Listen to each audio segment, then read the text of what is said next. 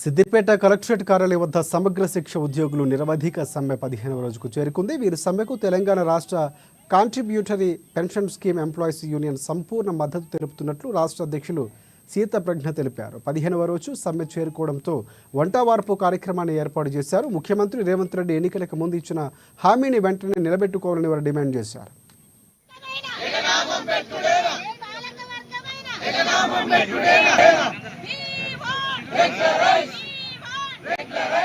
తెలంగాణ రాష్ట్ర contributory pension scheme employees union లోని రాష్ట్రంలో ఉన్న 2.5 లక్షల సిపిఎస్ ఉద్యోగ ఉపాధ్యాయులందరూ కూడా తమ సంపూర్ణమైన మద్దతును ప్రకటిస్తున్నారు. ఒక రకమైన వెట్టి చాకిరీ అనేది విధానంలో నడుస్తున్నది స్వతంత్ర భారతదేశంలో, అందులోనూ మన తెలంగాణలో ఈ వెట్టి చాకిరీని రూపుమాపాల్సిన తరుణం ఆసన్నమైంది.